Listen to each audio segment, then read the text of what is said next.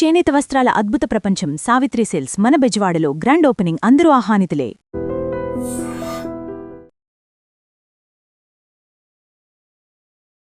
నమస్కారం, మీరు చూస్తుంది ఐ డ్రీమ్. నేను మీ కీర్తి. ఈరోజు నాతో పాటు జ్యోతిష్య రత్న జ్యోతిష చక్ర వైభవ నిపుణులు డాక్టర్ రాళ్లపల్లి రవికుమార్ గారు ఉన్నారు. గురుగారితో నా ప్రస్థానం చాలా చిన్నప్పటి నుంచి ఈరోజు ఐ డ్రీమ్లో మొట్టమొదటిసారి మళ్ళీ మీ అందరి కోసం. నమస్తే గురుగారు. నమస్కారం. ఎలా ఉన్నారు గురుగారు? బాగున్నాను. అల్లదిగో అప్పుడెప్పుడో కలిసానైతే మళ్ళీ ఇదిగోండి ఇప్పుడు ఇలా కలుస్తున్నాం. కరెక్టే. ఇదివరకు మనం చాలా ఒక 4-5 ఎపిసోడ్స్ దాకా చేసుకున్నాం వేరే ఛానల్స్లో. మళ్ళీ చాలా రోజుల తర్వాత కలిసాం. గురుగారు, శ్రీ పరాభావనామ సంవత్సర ఉగాది శుభాకాంక్షలు అండి. మీకు ఐ డ్రీమ్ ప్రేక్షకులు కూడా నూతన సంవత్సర శుభాకాంక్షలు. సో మరి ఈ ఉగాది, ఈ పరాభావనామ సంవత్సరం అర్థం ఏంటి, ఎలా ఉండబోతోంది? శరదిందు సమాకారే పరబ్రహ్మ స్వరూపిణి వాసరా పీఠ నిలయే సరస్వతి నమస్తుతే. ఐ డ్రీమ్ ప్రేక్షకులకు నమస్కారం.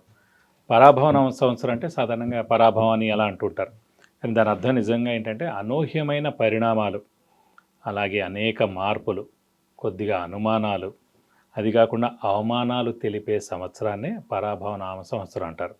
సో అందరికీ పరాభవం జరగాలని రూల్ ఏం లేదండి.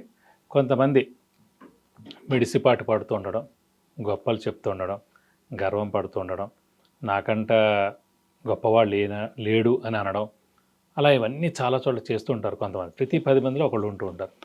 వాళ్ళందరికీ కూడా ఈ సంవత్సరం కొంచెం పరాభవం అనేది చవి చూడాల్సిన సంవత్సరం అనుకోవచ్చు. గొప్పలు పోయే వాళ్ళకి మటు ఖచ్చితంగా పరాభవం అనేది ఖచ్చితంగా జరుగుతుందన్నమాట. మామూలు వాళ్ళకి ఏం ప్రాబ్లం లేదు. కొద్ది మందికి అంటే ఏలినాటి శని, అర్ధాష్టమ శని, అష్టమ శని జరుగుతున్నప్పుడు కూడా చిన్న చిన్న పరాభవాలు జరుగుతూ ఉండొచ్చు. కానీ అన్ని రాసులకి జరగాలని లేదు. బాగా గొప్పలకి వెళ్ళే వాళ్ళ మటుకు కొంచెం పరాభవం మటుకు తప్పదని మనం చెప్పుకోవాలి. రైట్. సో రాళ్లపల్లి రవికుమార్ గారు రాశి ఫలాలు చెప్తున్నారంటే అందరూ ఎదురు చూస్తూ ఉంటారు. మాకు ఎలా ఉంది, మంచిని ఎక్కువగా హైలైట్ చేస్తూ చెప్తూ ఉంటారు గురుగారు. నెగిటివిటీస్ కన్నా ఎప్పుడు లేదండి. నెగిటివిటీ ఎందుకు లేదంటే అండి, ఒక చిన్న మాట గుర్తుపెట్టుకోండి. ఫస్ట్ ఆఫ్ ఆల్ ఏదైనా అనారోగ్యం చేసినా, పెద్ద ప్రాబ్లం అయినా ఫస్ట్ ఫోన్ కాల్ జ్యోతిష్కుడికి చేస్తారండి. అంతేగాని ఒక పోలీస్ కేసు ఏదైనా పోలీస్ దగ్గర వెళ్ళిపోరు, వెంటనే లాయర్ దగ్గరికి వెళ్ళిపోరు. చిన్న అనారోగ్యం వచ్చినా కూడా వెంటనే డాక్టర్ దగ్గరికి వెళ్ళిపోరు. ఫస్ట్ ముందు ఎలా ఉందని ఒక్క చిన్న మాట పెద్ద ఊరటనిస్తుంది అన్నమాట ఒక జ్యోతిష్కుడు చెప్పే మాట. సో అందుకంటే మనం చెప్పే మాట ఎప్పుడు కూడా 90% పాజిటివ్ చెప్పాలి. నెగిటివ్ ఉన్నా కూడా అది చిన్న పరిహారంతో చెప్పాలి. ఏం పర్వాలేదు, ఏం భయం. ఎందుకంటే మనకు కొంచెం సమయాన్ని దాట వేశారనుకోండి, ఆ బ్యాడ్ టైం దాటిపోతుంది అన్నమాట. అప్పుడు చాలా బాగుంటుంది వాళ్ళకి. సో అమ్మయ్య మళ్ళీ నేను ధైర్యం తెచ్చుకున్నాను, అమ్మో ఇంత ప్రమాదం నుంచి నేను బయటపడ్డాను, ఆయన బాగానే ఉంటుంది అని చెప్పి మన ధైర్యంతో ముందుకెళ్ళాం కాబట్టి బాగుందని. సో ఎప్పుడు కూడా మనం పాజిటివిటీ చెప్తుంటేనే వాళ్ళకు కూడా ధైర్యంగా కలుగుతుంది, ప్లస్ అన్నీ కూడా మంచి జరుగుతూ ఉంటాయి. ఎస్. సో ద్వాదశ రాశుల్లో భాగంగా మేష రాశి వారికి ఎలా ఉంటుందో మనం విరివిగా తెలుసుకుందాం గురుగారు. తప్పకుండా. ముందుగా మేషరాశి వాళ్ళకి ఏంటంటే ఫస్ట్ ఆఫ్ ఆల్ ఈ 2 పాయింట్స్ కూడా చెప్పుకుందాం అండి. మనకి మామూలుగా చాలామంది అడుగుతుంటారు ఆదాయం, వ్యయం, రాజపూజ్యం, అవమానం ఎలా ఉన్నాయని చెప్పి. ఎందుకంటే ఈ సంవత్సరం సాధారణ ఇప్పుడు మనకి అనుకుంటారు సాధారణంగా, అయ్యో మనకి ఆదాయం ఎక్కువ ఉంది, వ్యయం తక్కువగా ఉంది, రాజపూజ్యం తక్కువగా ఉంది, అవమానం ఎక్కువ ఉంది. అది ఓన్లీ ఏంటంటే ఒక క్యాలిక్యులేషన్ పార్ట్ అండి. మన జాతకంలో గురువు, శని ఎలా ఉన్నారో పొజిషన్స్, దాన్ని బట్టి వాళ్ళు ఆదాయం, వ్యయం, రాజపూజ్యం, అవమానం అవి తయారు చేస్తారన్నమాట ఒక గణిత లెక్కల ప్రకారం. సో ఖచ్చితంగా మనకంటూ ఇండివిజువల్ జాతకం ఉంటుందండి. ఆ ఇండివిజువల్ జాతకం చాలా బాగుంది అనుకోండి, ఇక్కడ మనకి ఏలినాటి శని నడుస్తున్నా, అర్ధాష్టమ శని నడుస్తున్నా, అష్టమ శని నడుస్తున్నా, రాహు మహర్దశ నడుస్తున్నా, లేకపోతే శని మహర్దశ నడుస్తున్నా, అంటే చెడ్డ గ్రహాలైన పాపగ్రహాలైన కుజకేతు, రాహు, శని మహర్దశలు కానీ అంతర్దశలు నడుస్తున్నా కూడా ఏమీ కాదు.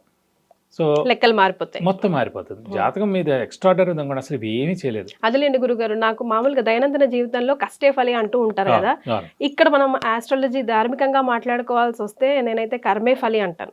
కర్మనే కదా గురుగారు ఇంకా మార్చేస్తుంది రాతని కూడా. ఖచ్చితంగా. సో అందుకంటే మనం అందు గురించి మెయిన్గా ఏంటంటే ఈ గోచారీత్య ఏంటంటే మెయిన్గా శుభ ఫలితాలను ఎక్కువగా చెప్పుకోవాలి. శుభ ఫలితాలు అంటే ఉన్నత చదువు రావడం, మంచి సీట్ రావడం, ఉన్నత ఉద్యోగం రావడం, ప్రమోషన్ రావడం, గృహ వాహన యోగం కలగడం, వివాహం అవడం, సంతానం కలగడం, ఫారెన్ టూర్ విజిట్స్, అసైన్మెంట్ రావడం, ఇలాంటి శుభాలన్నీ కూడా జరగాలంటే మటుకు జాతకం ఎంత బాగున్నా కూడా గోచారం అనే బాగుంటేనే ఆ సంవత్సరం అవుతుందండి. ఫర్ ఎగ్జాంపుల్ మామూలుగా శుక్రుడు 3 సంవత్సరాలు ఉందనుకోండి, శుక్రుడు సాధారణంగా వివాహాన్ని సూచిస్తాడు. కానీ వివాహం ఆ 3 ఏళ్ళలో ఏదో ఒక ఏడాదిలోనే ఆ పీరియడ్లో అవుతుంది. ఆ ఏ ఇయర్ పీరియడ్ అవ్వాలంటే అది గోచారీత్యా గురువు మన జాతకంలో మన రాశి నుంచి 2 కానీ 5 కానీ 7 కానీ 9 కానీ 11 స్థానాల్లో గురువు ప్రవేశించినప్పుడు ఆ సంవత్సరం కాలం పాటు అక్కడ గురువు ఉన్నప్పుడు మన రాశి నుంచి 2, 5, 7, 9, 11 స్థానాలు అయినప్పుడు ఖచ్చితంగా ఆ సంవత్సరం నిరుద్యోగులకు ఉద్యోగస్తులకు ప్రమోషన్స్, అలాగే వాళ్ళకి ఫారెన్ టూర్ విజిట్స్, అసైన్మెంట్స్, అలాగే వివాహం కాని వారికి వివాహం, సంతానం లేని వారికి సంతానం, గృహం లేని వారికి గృహం, అలా అనమాట. సో అందుకే అంటే మహర్దశ ఎంత నడుస్తున్నా కూడా గోచారం చాలా ఇంపార్టెంట్. అంటే ఈవెంట్ జరగాలంటే గోచారం అండి. అసలు ఈవెంట్ ఉందా లేదా అనేది జాతకంలో తెలుస్తుంది. సో ఫస్ట్ ఆఫ్ ఆల్ మేషరాశి గురించి అడిగారు. మేషరాశి వారిది ఆదాయం 11, వ్యయం 5, రాజ్యపూజ్యం 2, అవమానం 4. సో మెయిన్గా చూసుకుంటే మేషరాశి వారికి ఏలినాటి శని లాస్ట్ ఏడాది మార్చి నుంచి స్టార్ట్ అయిందండి. సో ముఖ్యంగా మెయిన్గా చెప్పుకోవాలంటే మేషరాశి వారికి అధిపతి కుజుడు. కుజుడు రవి అస్సలు శనికి పడదండి. అంటే మేషరాశి వారికి అధిపతి కుజుడయ్యాడు, వృశ్చిక రాశి అధిపతి కుజుడయ్యాడు, సింహరాశి అధిపతి శని అయ్యాడు. సో మేషరాశి కానీ, వృశ్చిక రాశి కానీ, సింహరాశి వారికి కానీ ఏలినాటి శని కానీ, అర్ధాష్టమ శని కానీ, అష్టమ శని కానీ వచ్చినప్పుడు చాలా ఇబ్బందులు ఎదుర్కోవాలి. ఎందుకంటే అస్సలు పడని గ్రహం అనమాట కుజుడు శని, అయితే రవి శని అనమాట.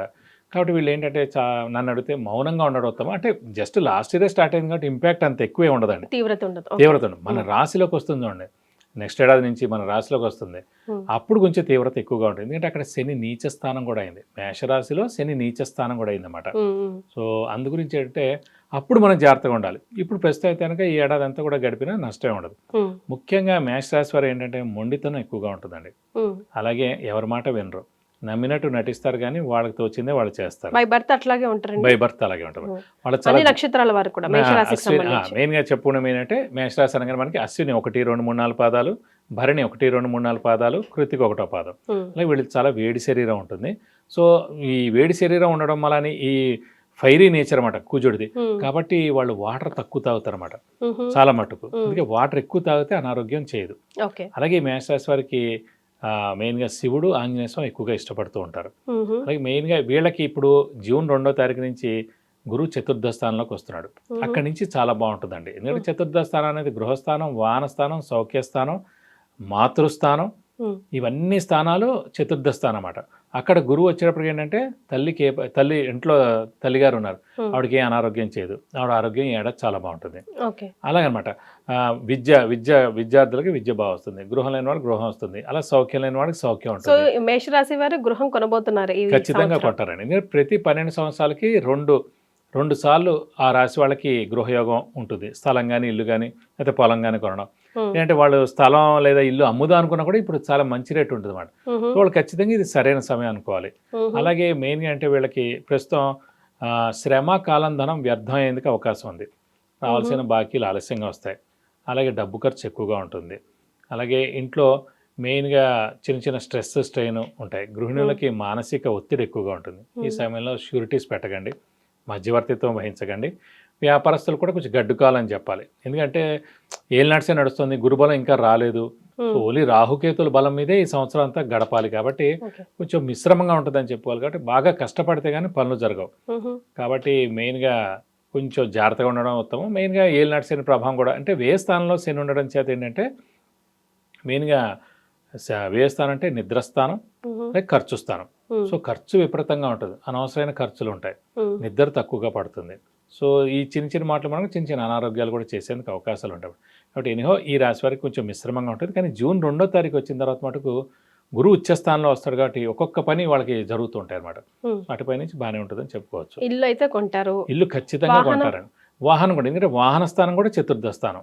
సో వాహనం లేని వాళ్ళు వాహనం కొంటారు. ఆల్రెడీ వాహనం ఉన్నా కూడా ఇంకో వాహనం కొనేందుకు అవకాశాలు 100% ఉన్నాయండి. విద్యార్థులకు ఎలా ఉంటుందండి? విద్యార్థులకు మెయిన్గా ఏంటంటే చతుర్థ స్థానం చూడాలి, జాతకంలో గురువుని చూడాలి. అంటే మెయిన్ గురువు ఏంటంటే జ్ఞానానికి కారకుడు. సో అలాగే గురువు దైవబలానికి కారకుడు, దైవానుగ్రహానికి కారకుడు. ఇదే గురువు గురుబలానికి కారకుడు. ఇవన్నీ కలిపి చతుర్థ స్థానం అంటే విద్యాస్థానమే చతుర్థ స్థానం అవడం. అలా జ్ఞానానికి కారకుడైన విద్యాకారకుడే గురువు అక్కడ చతుర్థంలో ఉచ్చ స్థానంలో ఉండడం వల్లనే విద్యార్థులకు మంచి సీట్ రావడం, మంచి ర్యాంక్ సాధించడం. అది ఇండియాలో అవ్వచ్చు, ఫారెన్ అవ్వచ్చు, అబ్రాడ్ అవ్వచ్చు, అక్కడ కూడా వెళ్ళి చదువుకునేందుకు అవకాశాలు ఉన్నాయి. కాబట్టి విద్యార్థులకు పట్టిందల్లా బంగారం అని చెప్పుకోవచ్చు. ఎస్, మరి మిశ్రమ ఫలితాలు అయితే ఇస్తున్న ఈ రాశి వారికి కాబట్టి మరి ఎలాంటి రెమెడీస్ పాటిస్తే బాగుంటుంది అంటారండి? మెయిన్ ఏంటంటే సాధారణంగా మనం ఇప్పుడు చాలామంది యూనివర్సిటీస్ కానివ్వండి, కాలిఫోర్నియాలో తీసుకున్నా కూడా క్యాన్సర్ పేషెంట్స్ కూడా ఆ రోజు ఉపవాసం ఏం కాదు, వాళ్ళు తినలేకపోవచ్చు ఆ రోజు. సో ఎక్కువగా ఉపవాసం ఉండే వాళ్ళకి ఏంటంటే క్యాన్సర్ కూడా క్యూర్ అయింది అని సైంటిస్టులు చెప్పారు. మన ఎప్పటి నుంచో మన పూర్వీకుల నుంచి వస్తుంది మనం ఏదైనా మంచి వారం అంటే శనివారం కానీ మంచి వారం ఏదైనా సెలెక్ట్ చేసుకుని ఆ దేవుడు రిలేటెడ్వి మనం ఆ రోజు ఉపవాసం ఉంటే చాలా మంచిది చెప్పుకుంటాం. సో మనకి ఏదైతే గ్రహం బాగాలేదో ఆ రోజే మనం ఉపవాసం ఉన్నాం అనుకోండి, ఇంకా మనకి మేషరాశి వరకు ఇంకా 6 ఏళ్ల దాకా ఏలినాటి శని ఉందనుకోండి. సో ఈ 6 ఏళ్ళు మనం ఏదో ఒక పరిహారం చేసే బదులు ముందుగా శనివారం రోజున ఉపవాసం ఉంటే చాలా మంచిది. శనికి మెయిన్గా ఏంటంటే ఏలినాటి శని నడుస్తున్న వాళ్ళకి ఆంజనేయ స్వామిని వెంకటేశ్వర స్వామిని పట్టుకుంటే కనుక ఎలాంటి దోషమైనా పోతుంది. కాబట్టి బుధవారం మెయిన్గా శనివారం ఈ 2 రోజులు ప్రతిరోజు కూడా వెంకటేశ్వర స్వామి అష్టోత్తరం చదువుకోవడం, ఆంజనేయ స్వామి అష్టోత్తరం చదువుకుంటే మంచిది. బుధవారం శనివారం మటుకు వెంకటేశ్వర స్వామి టెంపుల్కి వెళ్ళి 41 ప్రదక్షిణాలు చేయడం, వీలైతే అభిషేకంగా నచ్చని కానీ చేస్తే చాలా మంచిదండి. అలాగే మంగళవారం శనివారం ఏమో ఆంజనేయ స్వామి టెంపుల్కి వెళ్ళి 41 ప్రదక్షిణాలు చేసి వడమాల సమర్పించడం, అయితే సింధూర పూజ చేయించడం, లేదంటే మన తమలపాకులు పూజ చేస్తే కనుక ఎలాంటి దోషం ఉన్నా తొలగిపోతుంది. అలాగే వీలైతే ఒక శనివారం రోజు రక్తదానం చేయాలి. రక్తదానం ఎందుకు చేయాలో కూడా మనం తెలుసుకుందాం. ముఖ్యంగా మనం చెప్పడం వల్ల అంటే చాలా మంది డాక్టర్లు కూడా ఫోన్ చేసి చెప్పారండి, చాలా బాగా చెప్పారు. మేము రక్తదానం చేయమంటే చాలా మంది చేయట్లేదు, మాకేదో హాస్పిటల్కి హెల్ప్ అవుతుంది, లేకపోతే బ్లడ్ బ్యాంక్ హెల్ప్ అవుతుంది, మా హాస్పిటల్ కానీ నేనేమంటే ఏలినాటి శని నడుస్తున్నా, అర్ధాష్టమ శని నడుస్తున్నా, అష్టమ శని నడుస్తున్నా, కుజమార్దశ నడుస్తున్నా, గోచారిత్య మన రాహు వచ్చేసి మన జాతకంలో కుజుని కలిసిన యాక్సిడెంట్ ప్రోన్, దెబ్బలు తగలడం, ఇలాంటివన్నీ జరుగుతుంటాయి. దానివల్ల మనం మన రక్తం మన కళ్ళారా చూడాల్సి వస్తుంది, సర్జరీకి వెళ్ళాల్సి వస్తుంది, ఇలాంటివన్నీ జరుగుతాయి. ఇవన్నీ జరగబోయే ముందే మనమే రక్తదానం చేసామనుకోండి, ఎలాంటి దోషమైనా పోతుంది. ఈ రక్తం మనం దానం ఇవ్వగానే అంటే మరీ ఇంత ఇలా కాదు, కొంచెం మంచి ఎక్కువగా ఇస్తాం. అంటే మెయిన్గా ఒకటే అండి, బాగా చిన్నపిల్లలు ఇవ్వద్దు, అనారోగ్యవంతులు ఇవ్వద్దు, ఏజ్ 50 ఏళ్ళు దాటిన వాళ్ళు కూడా ఇవ్వద్దు. ఓన్లీ మిడిల్ ఏజ్ వాళ్ళు, యంగ్స్టర్స్ ఎవరైతే వాళ్ళు ఇస్తే చాలా మంచిది. మీరు వాళ్ళకి వెంటనే మళ్ళీ ప్రొడ్యూస్ అవుతుంది. ఇంకోటి ఏంటంటే మెయిన్గా మనం ఇచ్చిన రక్తంతో అక్కడ ఆల్రెడీ యాక్సిడెంట్కి పెద్ద సర్జరీ జరుగుతుండొచ్చు, హార్ట్ సర్జరీ ఏదో పెద్ద మేజర్ సర్జరీ జరుగుతుంది. అలాంటి టైంలో బ్లడ్ గ్రూప్ కావాలి. మనం ముందుగా ఇవ్వడం ద్వారా ఆ గ్రూప్ వాళ్ళకి మ్యాచ్ అయ్యి వాళ్ళకి వెంటనే చేయంగానే సహాయం వాళ్ళు వెంటనే బయటపడతారు. అమ్మయ్య మా ఆయన బయటపడ్డాడు అని మీరు దండం పెట్టగానే ఏ వ్యక్తి ఇచ్చాడు, ఏ కలరు, ఏ రక్తం, ఏ క్యాస్ట్, క్రీడ్, సబ్సిడీ ఏమి ఉండదండి, డైరెక్ట్ మన దాంట్లో క్రియేట్ అయిపోతుందన్నమాట, దేవుడి అకౌంట్ లాగా. అంతే, ఇంకా మనకి ఈ ఏడాది ఏం జరగదన్నమాట. సో రక్తదానం అంటే ఖచ్చితంగా ఏలినాటి శని కానీ, అర్ధాష్టమ శని కానీ, అష్టమ శని కానీ నడుస్తున్నప్పుడు శనివారం రోజున ఒక్కసారి మీరు రక్తదానం చేస్తే ఎలాంటి అనారోగ్యం మీకు కలగదు, ఎలాంటి పెద్ద ప్రాబ్లమ్స్ కూడా మీరు బయటపడతారు, ఏ యాక్సిడెంట్ కూడా జరగదని తప్పకుండా మనం చెప్పుకోవచ్చండి. Yes sir. సో ఏ సమస్యకైనా సమాధానం ఉంటుందండి. ఇన్ టైంలో మనం ఆ సమస్య ఏంటి అని తెలుసుకొని తగు పరిహారాలు చేసుకోవడమే చాలా ఇంపార్టెంట్. మీ సమస్య ఏదైనా కింద స్క్రోల్ అవుతున్న నంబర్కి ఒక్కసారి కాల్ చేసి గురుగారి అపాయింట్మెంట్ తీసుకుంటే కనుక సరైన సమాధానం మీకు దొరుకుతుంది, మీకు కొంచెం ఊరట లభిస్తుంది. అంతే కదా గురుగారు? చాలా సంతోషం అండి, ధన్యవాదాలు. నమస్కారం.